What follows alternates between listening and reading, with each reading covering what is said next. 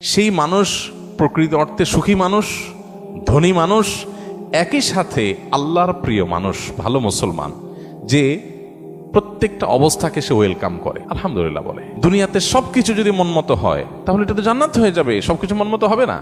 অনেকে দেখবেন অমুকে আমার সাথে এটা কিভাবে করলো, কিভাবে এটা বলতে পারলো, এই কথাটা সে কেমনে বলতে পারলো, আমি মেলাতে পারতেছি না। আমি কেন, এটা আশ্চর্যের কি আছে?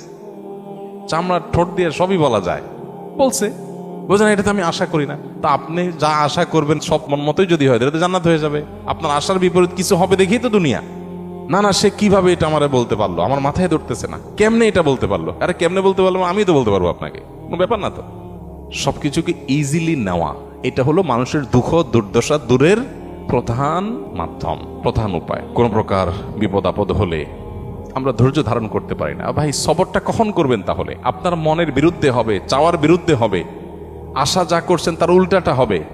আপনার সাথে পড়ালেখা করে অনেক ভালো আছে, আপনি সেটা থাকবেন না, এখানে তো সবর, এখানে তো সবরের প্রশ্ন আসবে। সবরটা কোথায় করবেন তাহলে? সবই যদি মনমতো হয়। বহু মানুষ আছে যে দুনিয়াতে তাদের সব কিছু চাই, সব কিছু চাই, বাস, আর অন্যের সাথে কম্পেয়ার করা এবং অন্যের কাছে আশা করা। সকল অশান্তির দুইটা মূল আছে, আরেকজনের সাথে নিজেকে তুলনা করা, আরেকটা হলো আরেকজনের কাছে কি করা, আশা করা। মানুষকে চাইতে বেশি আশা করা উচিত না। স্বামী হোক, স্ত্রী হোক, ননদ হোক, দেবর হোক, শ্বশুর হোক, শ্বশুর বাড়ি হোক, এমনকি বন্ধু বান্ধব হোক। আপনার স্ত্রী, তিনি হয়তো রান্না বাড়া ভালো পারেন না, আপনার মনে দুঃখ, কিন্তু তার চরিত্রটা ভালো। আরেকজনের বউ রান্নাটা মাশাআল্লাহ একের, কিন্তু চরিত্রটা 2 নম্বর। আপনার বউয়ের চরিত্রটাও ভালো, রান্নাটাও ভালো, হয়তো চেহারা ছবি ভালো না। আরেকজনের বউর চেহারা ছবি অনেক সুন্দর, কিন্তু বড় বড় রোগ সে বহন করে বেড়াচ্ছে, লাখ লাখ টাকা যাচ্ছে, তার বাঁচা মরা মানে একটা ধোঁয়াশার মধ্যে আছে।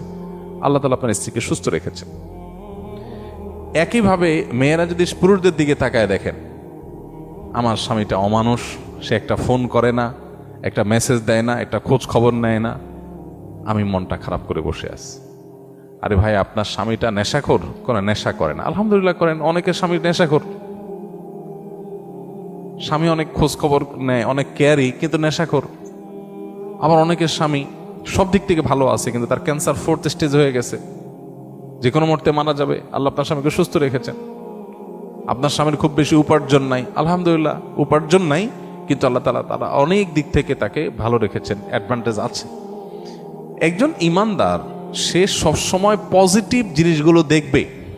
শেখ মোহাম্মদ মোতাওয়াল্লিয়া শারবি, মিশরের একজন বড় স্কলার, কোরআনে কারীমের একজন বড় মুফাসসির, তার একটা ছোট স্ট্যাটাসে তিনি লিখেছেন যে কারোর ঘর যদি চুরি হয়ে যায়, চুরি হয়ে চোরের সব নিয়ে যায়, সব বলতে যা যা নেওয়া গেছে, তারপরও সে ঘরে ঢুকে যদি দেখে যে খাটটা আছে, আলমারিটা আছে, আলমারির ভিতরে সব নিয়ে গেছে, আলমারিটা আছে, সে আল্লাহর কাছে শুকর আদায় করবে, যাক, ভারী ভারী জিনিসগুলো নিতে পারে না, আল্লাহ শুকর, এগুলো চোরে নিতে পারে না। এগুলো যদি নিয়ে যেত আমি কি করতাম?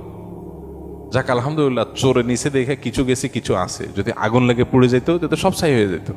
আপনি বিপদে আলহামদুলিল্লাহ কেন বলবেন, তার সায়েন্সটা এখানে।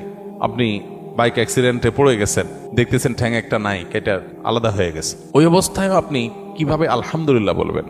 কিভাবে আপনি পরিতৃপ্ত থাকবেন, আল্লাহ শুকর আদায় করবেন? সায়েন্সটা কি? সায়েন্সটা হলো, আপনি দেখবেন যে মাশাআল্লাহ আপনার আরেকটা পা ভালো আছে।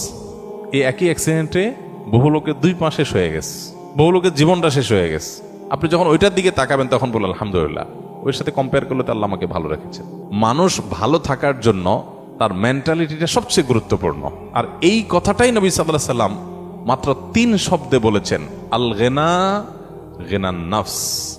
মানুষের মনের সচ্ছলতা, মনে থেকে যদি কেউ ধনী হয়, সে হলো আসল ধনী, সে হলো